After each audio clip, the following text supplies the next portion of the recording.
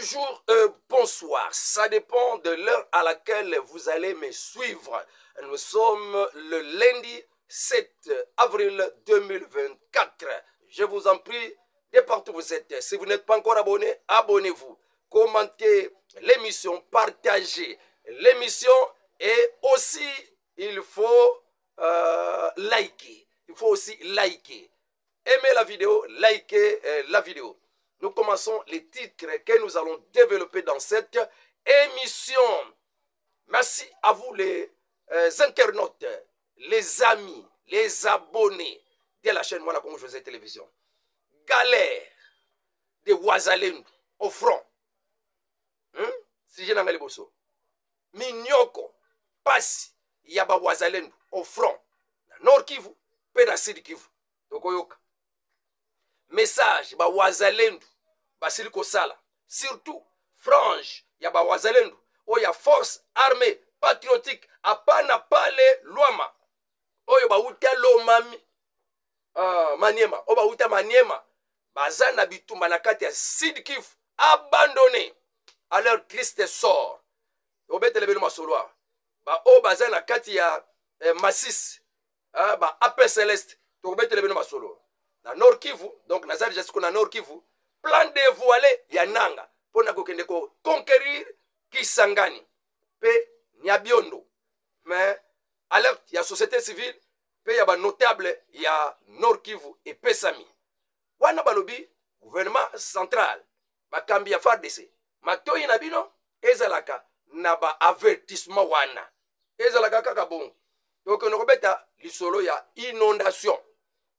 Opposition bapesipe makanisi na bango na ndenge bazomonela makambo tokoyoka ngo awa pe ba ministre batamboli na bisika wana ministre urbanisme ya transport alobi Papa Bumba Daniel alobi pe ministre na biso ya justice pe apesi makanisi pona ye babuka église ya Shekina ezokanga mai eleka biente wana Constant Mutamba muto alobi tokopesa bilan pe tokopesa ba communiqué nyonso ya ba ministre oyo basili ko pesa na tina makambo wana. Merci. Okola na kasiko bien serrer les ceintures. To banda makambo ya ko relate bino ndenge makambo ezali na kati ya République démocratique Congo na mokolo ya lelo. Obaki na émission ya mokolo lobi ke ba wazalendo bazosala musala ya kosakana te. Samba wazalendo mboka ndo esi kenda nde yo ministre nde uzate yo député nde uzate nde okoma deja na ngambo ba M23 so ba noma yo nani yango nozo sala bisala sala wana yo ministre tel yo député tel député so bomba na parlement et tondi na ba M23 balo baka lokote yango militaire ba matire salaire fallait binanu biso to yebike mboka ya Karembo plein de minéraux ezaki occupé par ba M23 ba Wazalendo bazu yango frange ba Wazalendo ezokamba mala Mike Foka bakende kozwa yango to féliciter ete pona nini surtout mutabo isuko to pimela ye minduki pona nini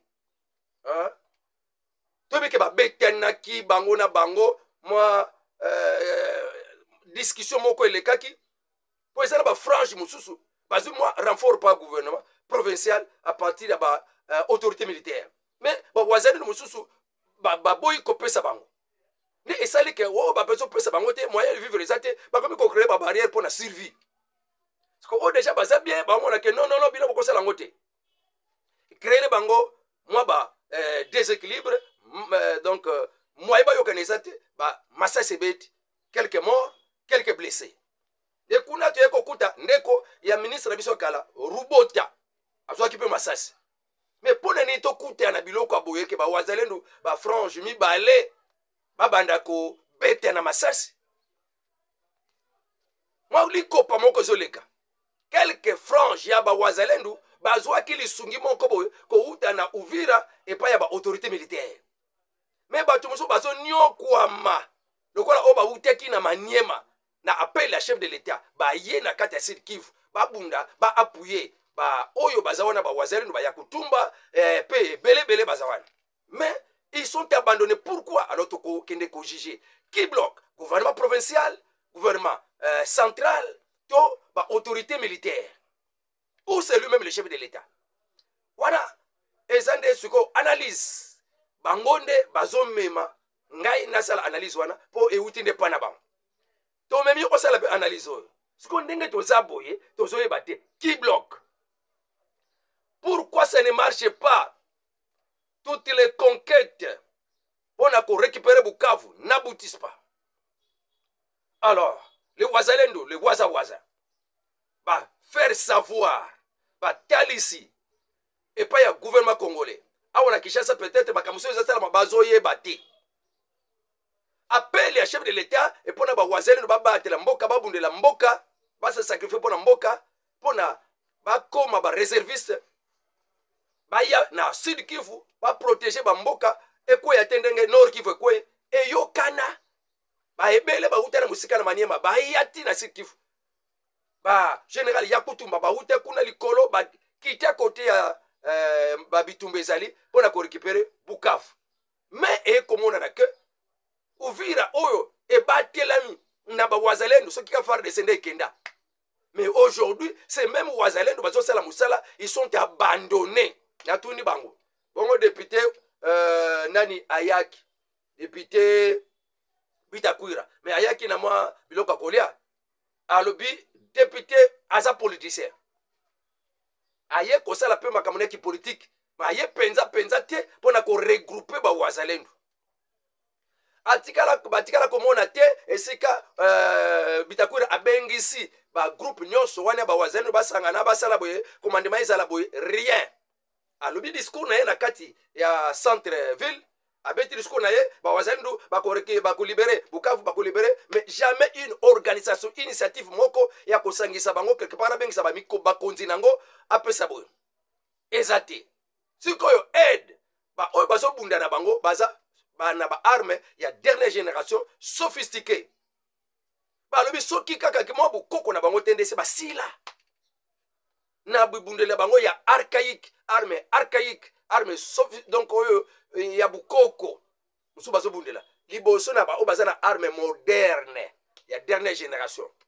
Faut voir alors où ça bloque FARDC abandonné siko ba autorité militaire ba pesa ba Wazalendo masasi même na masisi bazolela lelo plan ezali ba kende kolwa ni abiondo pesa baso bazuni abiondo nzele fongami ba kende susu na walikale ti baleka na Kisangani nani siko akobatela batu wana ba pesa bango manduki.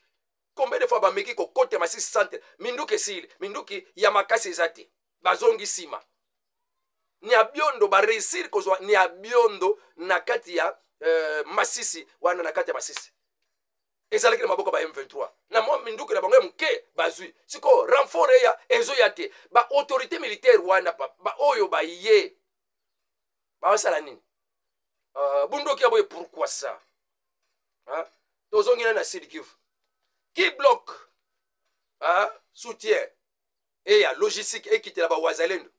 Donc les lots qui pensa président Mutuna ye akosokipe na bato ba Wazalendo.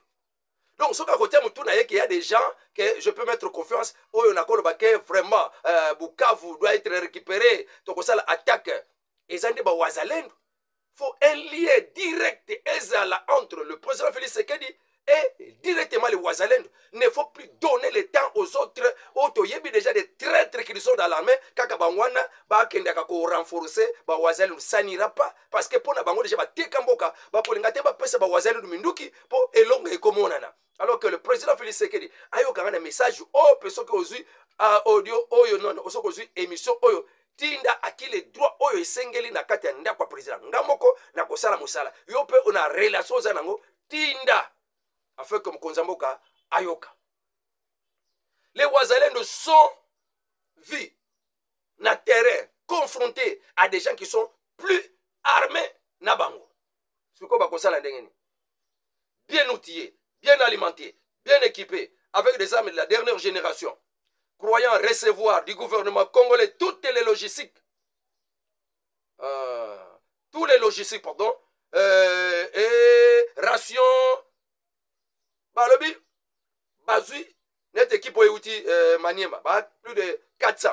Ce qu'on peut c'est bango sac moko made sous sac moko ya masango un mois. Mikolo, basali 4 jours bazolia te bakubunda ndenge nini nakoma na message na bango sans ration gouvernement wapi ezowuta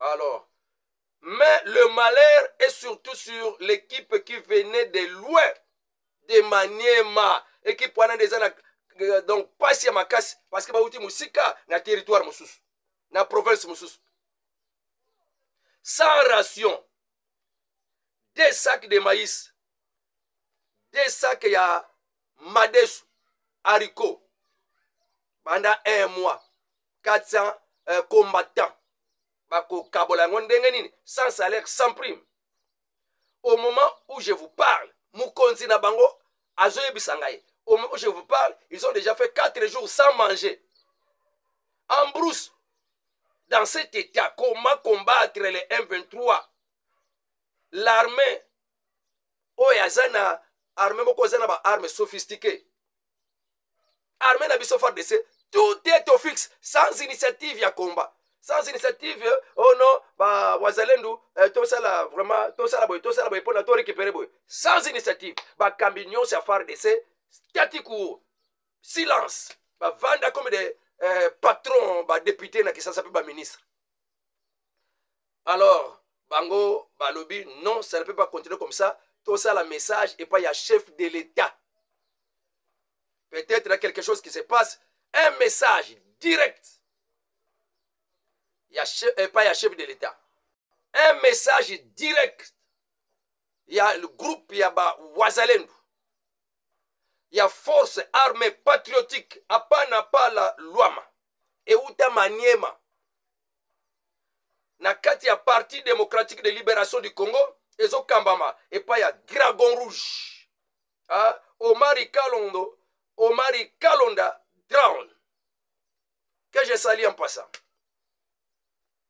interpelle papa Dragon Rouge Omari Kalonda drown interpelle le chef de l'État le président Félix Tshisekedi kobonde la ye atale likambo na bango baza wana ona mbelanga na yo papa mokonzi ya mboka bandeko ya armée patriotique apana pa la luama force armée patriotique apana pa la luama eko kambama epa ya papa Dragon Rouge Omari Kalonda drown babeleli chef de l'État otala likambo na bango bauti musika na Maniema ona mbelanga na yo baya kobunda na kati ya Sud Kivu mais 4 jours ndenge toza lelo balie nanu te biloko koleza te bapesa bango 4 sac ya madesu sac ya nini susu masango 1 mois 400 militaires 400 soldats bakolia comment minduki pe kaka ndenge basaboyo tango ba 2 francs babetanaki bango bazalaki na 4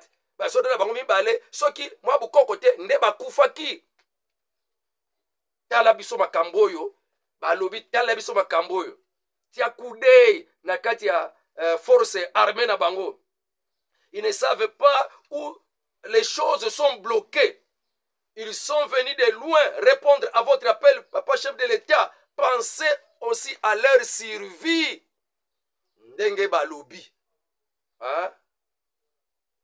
maintenant le temps est au bilan et na bilan oyo esili kobima lelo yo lundi le 7 avril 2025 il y a plus de 600 maisons oyo esili kolimwa na kati ya surface ya mabele ya Masina Petro Congo pe abattoir 3 quartiers kaka wana répertorié plus de 600 maisons et ça lisusu te 33 morts 46 hospitalisés bazana hôpital pris en charge par l'État pe 300 familles oyo pe l'État siliko répertorié déjà pona ba prendre bango en charge donc ba sinistre nyonso bientôt ba siliko bongisa la bango esika kuna na kati ya site ya francophonie na côté ya stade ya 20 mai na bandako wana batonga na tiango francophonie ezalaki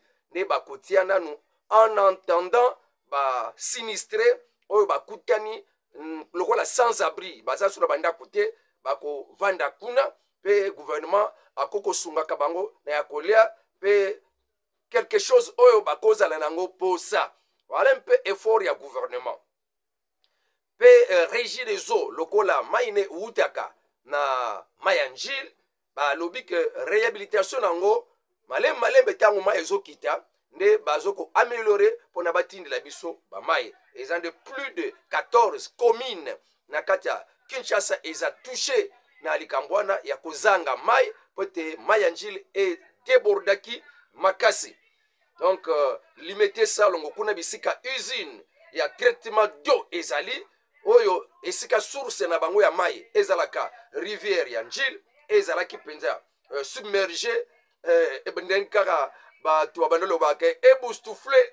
Donc 14 communes eza en danger ya kozanga mai bako tambola koyeba te bakosala ni baklaki a dans 72 heures ce qui mai ekiti nango nde situation ekoki kozala nango remédier.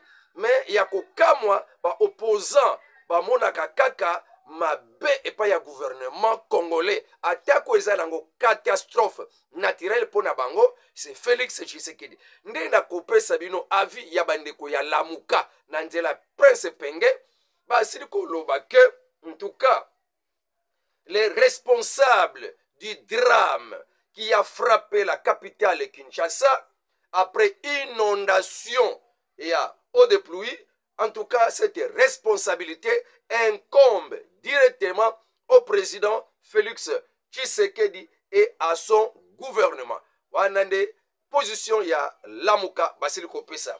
Donc les opposants immatures, sans notion d'environnement et d'écologie, sur les dangers que court même le monde, na danger au monde mobimba ezoko courir devant situation il y a ba catastrophe naturelle tozanango, il y a des opposants immatures, inconscients en République démocratique du Congo qui ne voient que le malheur dans Félix Tshisekedi. Alors bato aboye c'est que le malheur c'est eux. Pour jamais un enfant même de 5 ans à Kokolo Babongo, tango makambo et salama ki na États-Unis, tango makambo et salama na Brésil, même tango makambo et salama na Sud Kivu, ba inondation et salama ka, ba ndako ekoyaka, mais jamais baba na yakuna, ba kolobake makambo so ke koy et ça ne Félix Tshisekedi na gouvernement na ye. Ça c'est avoir un esprit sorcellerique donc d'avancer à haut niveau, hein?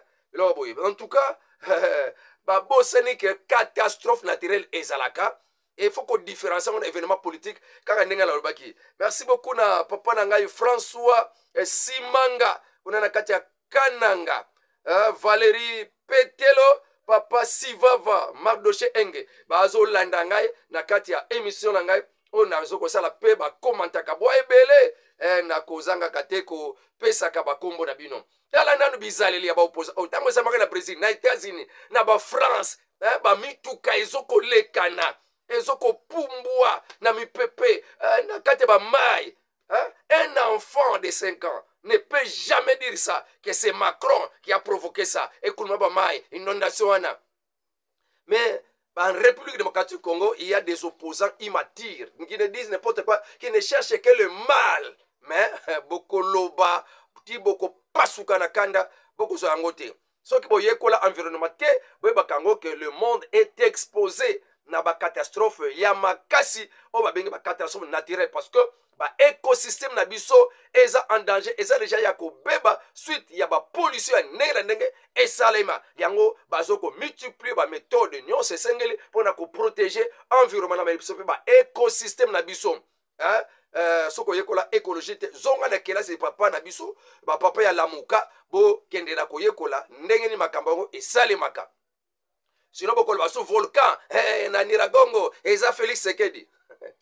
Alors le ministre des Transports asile ko zope ba précaution ko landisama coupure ya nzela à partir ya pont ya Njil nde alobi que pona ba o baso voyager esengeli ba emprunter nzela ya mai à partir ya Bichingobila et que le kotika bango tina aéroport. Donc on a qui ne makanisi ya ministre na biso ya transport papa Jean-Pierre Bemba a s'il ko yebisa bango ba emprunter ba navette fluviale pe ba biloko mosu ba bateau, hein, à partir ya Beach Ngobila. Mais ministre de justice na kotambola na pe s'il ko sala analyse na ndenge na ye a monique a évoqué kaka église moko oyo et keko zwama mbeba ya kotonga esika moko ya mabe ya ba risque de église ya Shekina pour la ministre de la Justice, Constant Moutamba, a évoqué une possibilité de démolir l'église. Il y a Shekina Tabernacle, le pasteur Dioka, où il y a plus de 100 000 membres de Balobi, et Tongama sur la rivière Njil pour prévenir les catastrophes futures, pour protéger la population contre les événements. Oyo, et Kokoya, ils ont imprévu, et Sengeli ko démolir l'église wana, Oyo Batongi, na isika ya Mayanjil. Wana, par rapport à makanisi ya ministre ya urbanisme ya ko démolir ba ndaku nyonso oyo batonga bisika izake mai ekoleka facilement. Mais soki toke na angle wana ndenge ba mai tondi ba donc hôtel côté ba matete côté ba de bonhomme so hôtel église oza après mai anjil wana plein. C'est la première fois depuis nga na za na Kinshasa na mona mvula boye. Ça c'est le déluge à Noé, hein. Wana eza délige ya Noé kana kobenga parce que ba mai zo komatina ba tol na mona nanu te, yango ya de fois pe banzembo musoto yo ko yembaka toke baka na biso biso ko tobengi satana ndako ba zo ngai nyonso na ndimi basimba yote tala suko bakomi ko simba na biloko na biso tozalaki nango bakomi ko simba ngo bandako na biso ba biloko nyonso bakomi ko simba biso ko satana vandi na ye toko yebisa satana yakano ko za biloko nyonso toko ndima na biso metika na biso kaka Yesu. Ça ce sont des chansons, attention na biloko musuto yembaka mususu wana eke yemba ba ange nga soki na komi soki na komi na lola na bisa ba ange balonga kana yembela nzambe na ngai oyebaka teke kande ngoyembaka na église ba ange bazalaka déjà wana. Suko déjà yozo kala kolongola bango na lola bongo déjà na église déjà si olongoli bango or ba ange ba kana musala pe ya ba ange gardien bazalaka lokola na mboka na Kisasa batu basambela kama makasi mais ndamba passer ba komi ko défendre ba ange balongwa suko so ba ange garder balongwa tala Kisasa na komi pona buzoba ya yemba ba ange balonga ceux qui protègent le pays la République démocratique du Congo ebite que sont des anges, hein. O suko yozo lo ba keso na komi na lola balongwa donc ils sont déjà avec nous. Ozo longo la bango déjà et la ville n'est plus protégée. Voilà maintenant les conséquences. C'est Félix Sekedi. Yo, bongola, lolenge pe ya koyembela nzambe. On ne peut pas chanter pour appeler la destruction. Na bayi banga nyonso, bazwanga nyonso na ndimi. Jamais ça c'est appeler la destruction. Nous sommes au temps de la restauration. Donc récupérer ce qui était à toi et ça sous-souté, récupérer ça. Yebisa satana, abandonne ça, ça c'est à moi. Abandonne ça, ça c'est à moi. Ngana kolobate que non, satana ya kozwana oyangai, na ndimi langa jamais. Je veux kutu oyo yaza ngona na zuite, na récupérer yango. Voilà un peu, il faut changer votre méthode de conception. Même dans vos chansons, on ne peut pas envahir tous les pays dans vos chansons et les malheurs commencent à nous arriver. Et ça aussi, une cause. En ce qui concerne Makamboya inondation, le gouverneur ya Kinshasa, Daniel Bumba, a cela qui a lancé opération Point à temps. Point à temps, wana, ezali ndipona ko sala ba réparation ya banzela o ezali endommagé. Mais il et c'est là qui a proclamé le 6 avril 2025. Les travaux pour réparer les dégâts qui ont causé la pluie et betaki. Na mesure wana oyo eza na kati ya point à temps bakosala nini bakosala ba curage de caniveaux bakosala reconstruction des routes endommagées bakosala reconstruction des collecteurs d'eau. Alors, devant les catastrophes, le rôle du gouvernement, c'est d'accompagner la population dans leur misère pour alléger un peu leur souffrance et réparer les dégâts. Alors, coup de chapeau dans le gouvernement provincial, il y a Kinshasa, pour une initiative, ce qui est commis à Souka et Kozala Malam. Je m'en abissonne sur les dégâts.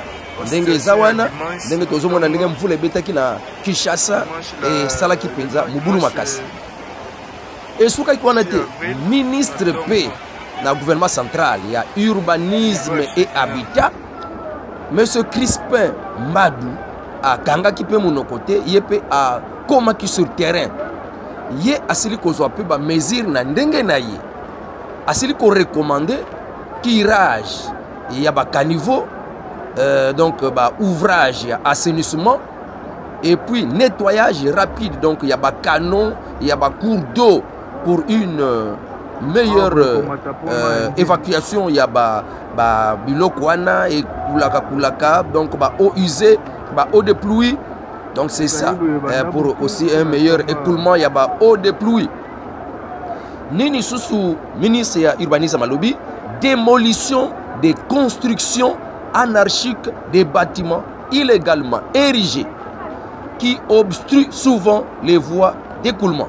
Donc, bandak onyonso, batonga yango isika mai faut le kaka, mais batonga yango wana mai moyen so le kezate, nde bandak wande wana o batongi illégalement et ko bloquer ba voie ya écoulement ya ba mai esengeli ba kende ko démolir yango. Il y a sous troisième mesure au ministre de l'urbanisme Assidi Kozwa et en de lutte contre les occupations anarchiques, hein, pour préserver l'espace public.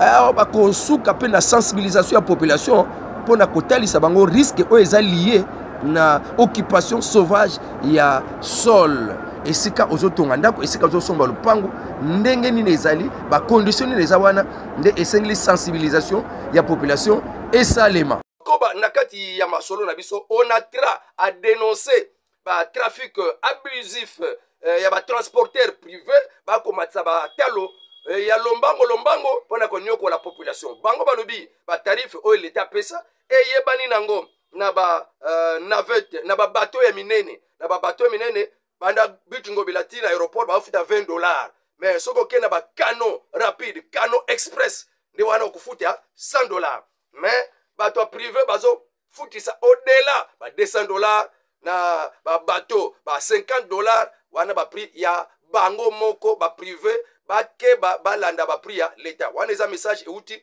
epa ya onatra pona ba prix officiel toko ba maso.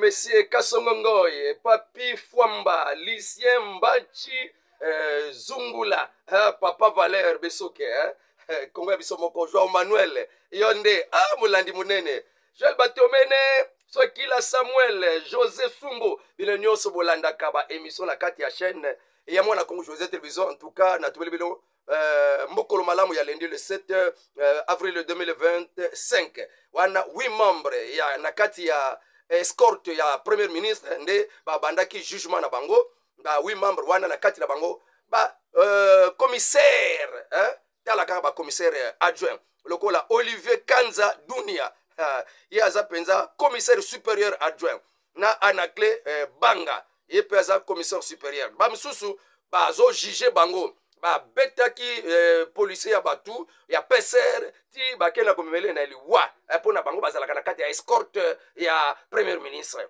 Alors Michel Yalala Domatundu aza sous commissaire, Beni Mangela Libenge Kaindo Zape Sangwa Moulania et Théo Kabongo bango nyonso wana 8 on a cité nde bazo déjà bazo juger bango déjà. Donc, je suis candidat que non, makambo ya aventure na cours militaire na Kinshasa Gombe. Wana baza déjà ko juger bango. Papa Valérie Petelo Perpetuo la lingwala. Merci maman la biso koko abana. Ozolandanga bien na mukolelelo agrifar vuvu. Ozolandanga bien. Wana nde nzambe abana kubatela bino Sule Muzinga Willy Poma Bumputu Lukanu Nestor Séraphine Tati Mama Séraphine Kala Osunga Kanga Sute Wanakotin Langa Mon Kamare ye Mama Séraphine Tati Abwana héritier Michel Bamba Ndongala bino nyonso wana boza ebele penza bazanano wana na komi na suka na dédicace David Kabamba David Kadaba Bomputu Lukanu Nestor na kate Brésil Bumputu Lukanu Nestor na Brésil Mbotebele Sultani Muhumuza Sultani Muhumuza Charlotte Musenge Michel Ntombo Mbotebele kuna na kati ya Matadi na Matadi kuna comment na koko partager émission Papa Michel Ntombo ngana ko bana ko tindila nga numéro na WhatsApp na ko bana tindila ko ba lien ozo kabola to sala kabongo Papa Michel Ntombo Paul Noël Mukasa yewanande aza penza yanga moko merci na conseil na yo pe ba encouragement na ndenge nga ko expert ya ko exposer makambu ya kopresente émission na ngai Caleb Ndele kuna na Matadi mbote ebele ndeko na ngai kuna na Matadi pe bana Matadi nyonso ba mbote ebele o boza na kati ya diaspora na ba province nyonso na Matadi alobi biso na Matadi tozwaka ba mbote na yo te natindi ba mbote na Luozi natindi ba mbote na Matadi pe bandeko na ngai batikala kuna na Université Libre de Luozi esika tobimela tulukisi yawe. Merci pour l'encouragement na yo Ladjo Nduzi Charles Fouti bambote bele binonyonso. Avec Dieu nous ferons des exploits, avec de la victoire est certaine, hein? La victoire est certaine. Les Congo aux Congolais, vive le président Félix Tshisekedi, président de la République démocratique du Congo. Vive le Congo, vive Yomoko, vive Ngaimoko. Au revoir, à la prochaine.